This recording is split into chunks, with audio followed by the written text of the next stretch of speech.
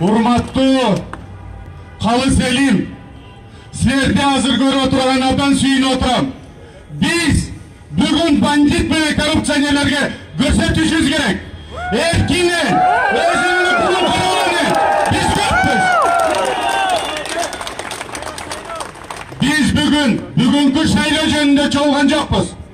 Биз бүгүн мамлекетибиздин, элибиздин, биздин балдарыбыздын келечегибизди коррупционерлер урдат деп чогулуп турабыз. Биздин келечегибизди, жерибизди, биздин үмүтүбүздү бандиттер урдалды деп чоңдоп турабыз.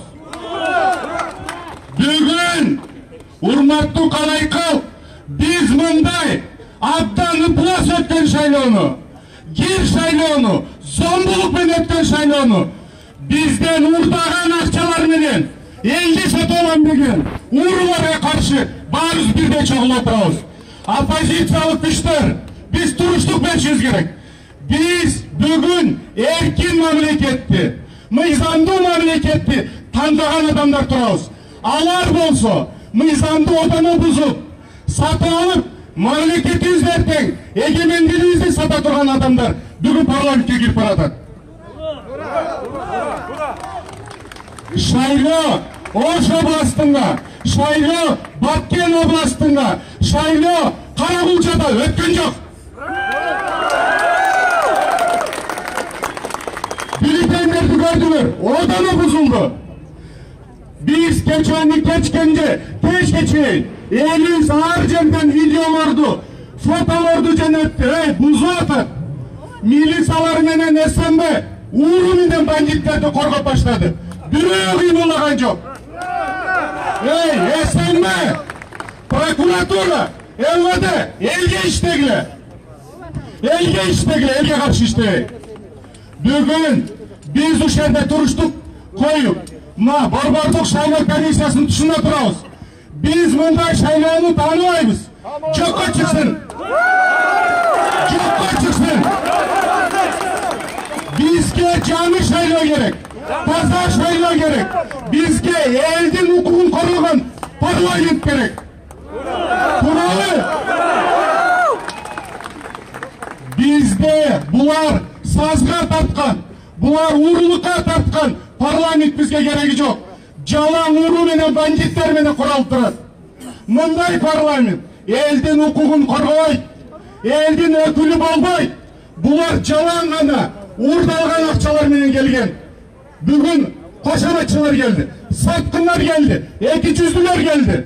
Ошон үчүн шайлоонун жыйынтыгы жокко чыгыш керек. Калайкал Бекем тууралуу мыйзамды сыйлап биз аларга көрсөтөйт. Биз мыйзамды сыйлайбыз, биз элди сыйлайбыз, биз элди коргойбуз деп туруп бирге туралы. Урматтуу оппозициялык күчтөр, урматтуу ким ушундай шайлоого макул эместер, силер ар бир өзүңөрдүн областтарыңарда, айылдарыңарда чыгып өзүңөрдүн макул эместигин көрсөткүлө. Чыккыла, көрсөткүлө, элдин укугун тебелебесин. Бул шайлоонун жыйынтыгын тааныйсыздарбы? Жок. Тааныйсыздарбы? Мындай парламент керекпи? Жок. Биз каршыбыз. Бизде келечек керек. Бизге эркин эл керек. Коррупционерге жол жок. Бандиттин орду какта? Түрмөдө. Бандиттин орду какта? Түрмөдө. Коррупционердин орду какта? Түрмөдө. Парламенттечи? Аларга орун жок. Урматтуу туугандар, калгандарга сөз берели. Кийинки сөздү берген алдында дагы бир жолу кайталап коеюнчу. Шайлоо жокко чыксын. Шайлоо жокко чыксын. Шайлоо жокко чыксын. Кийинки сөздү Ата Мекен партиясынын биринчи номери Жанар Акаевка беребиз. Урматтуу мекендештер, мен Ата Мекен партиясынын шайлоого баштап бараткан лидер катары айтып коеюн. Biz bu şaylonun jыйынтыгын тааныбайбыз. Эмеспиz. Урматтуу туугандар, парламентке кимдер келди? Баарыңар көрдүңөр. Aka uka, куда соок болуп, ушул парламентти башкарабыз деп атат. Ушуга жол беребизби биз? Туугандыктан, коомдошкон система Бакиевди бийлигинен өтүп кетти туугандар. Мына ушуга жол беребизби? Урматтуу туугандар, мына биз шайлоонун алдында бир ишибиз керек эле. Тилекке каршы бирге албай калдык. Бирок азыр дагы кеч эмес. Уурларга, контрабандисттерге, олигархиялык парламентке, клондорго жол бербеш үчүн мына бүгүндөн баштап Атамекен партиясы, Республика партиясы, Бир Бол, Замандаш партиясы биз бириктик. Урматтуу туугандар, мына ушундай ыплас шайлоону көрдүк да. Мына ушундай элдин баарын сатып албадыбы? Өмүрбек Чиркешев айтты буга чейин. Конституциясында, элитасында эми элсин сатып турбайбыз деп. Туугандар, булар элди да сындырды да. Агитаторлорубузду мына ушул жерде директорду көтөрүп турасыңар. 4 партиянын өзгөчө ошто үйлөрүнөн чыгарбай койду. Үйлөрүнөн чыгарбайт. Биздин тарапкерлерибизди үйүндө кармап жатты. Роуду суракка чакырып, 6 саатта ошол жерде кармап жатты. Мына ушундай шайлоонун жыйынтыгын кантип тааныйбыз? Урматтуу мекендештер, бул парламентти легитимсиз, булардын иштешине биз мыйзамдуу күрөшүп, жол бербешибиз керек. Мына ушул жерде турган лидерлердин баарыбыз айтабыз биз. Эгерде күч органдары силерге кандайдыр бир тоскоолдук кылса, биз силердин бир тал чачыңарды түшүрбөйбүз. Мына өзүбүз силер үчүн башыбызды сайып алдыңарда турбайбыз. Күн болобу, түн болобу. Ошондуктан, урматтуу туугандар, өзгөчө ошто андижанский полканы алып бийлеп аткан партиялар, эртеси үйүнө атасыңар. Элдин тандоосу башка болчу. Мыйзамсыз шайлоо кылдыңар. Туура эмес кылдыңар. Тугандашкан системага ака-ука болгондорду көрөбүз буга чейин биз дагы. Куда соокту тууган ургун бардыгын алып келип алып, бүтүндөй Кыргызстанды тейлейбиз. Бажыны бирөөбүз алабыз, полицияны бирөөбүз алабыз, салыкты бирөөбүз алабыз деп ал үйдө азыр кызмат берип отурушат. Урматтуу туугандар, мына ошого жол бербешибиз керек.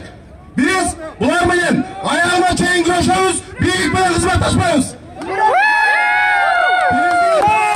Урматтуу туугандар, бир тарап шайлоонун жыйынтыгын жокко чыгарсын, кайра шайлоо дайындасын, биз баарыбыз оппозициялык блок болуп биригип туруп кайра шайлоо кылабыз. Рахмат. Кийинки сөздү Замандаш партиянын лидери Жеңиш Молдокматов берет. Ассаламу алейкум, урматтуу мекендештер. Мага Кыргызстан желең берип коесуңарбы, чоңураак желең болсо. Артта тура. Урматтуу мекендештер, мына кечээ шайлоо өтүп бүттү. Шайлоонун жыйынтыгын тааныйбызбы? Тааныйбызбы? Мына жибаттарда дагы, баардык кайрылууларда, эл менен жолукканда биз айттык, келгиле саясий партиянын лидерлери программа идея менен күрөшүң болобу деп бирөө келген жок. Көрдүңөр дагы баарын. Бирөөнүн башында дагы, ою дагы, планы дагы, программасы да жок. Урматтуу мекендештер, мына мамлекетибиз коркунучта деп канча жолу билдирип келдик. Мамлекетибиз уюлдардын колуна өттү деп. Өткөндө бир саясий партиянын лидери Мирлан Бакиров айтты эле. Кыргыздар көчмөндөр деп. Бул шайлоодо көчмөндөрдүн оюну жеңип кетти. Форма 2 менен жеңип кетти. Болуп көрбөгөндө мыйзам бузуулар болду. Бирин айттык, аткарган жок. Туурабы? Шайлоону тааныйбызбы? Мына бүгүн мына жерде партиянын лидерлери бириктик деп бүгүн билдирүү кылдык.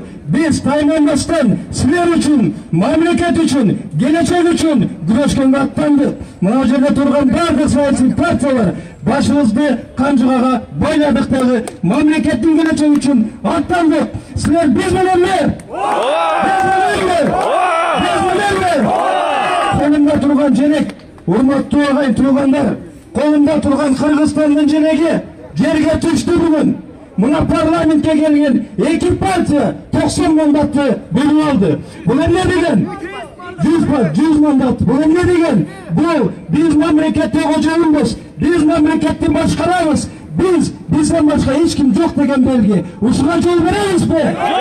Жок, жол бербешибиз керек. Биз бул үчүн күрөшүбүз керек. Мамлекеттин келечеги baldardın geleceği için güreşimiz gerek. Bana etkende bir video tasması çıktı. Kiçineke yumurkaya kız iyiladı. Aylamayana atalarım, yenelerim, doğuşlarda satmak açıdı. Doğuştu satkan el güleyemez. Elde güleyemez. Doğuştu satma algan partiyalarda günü.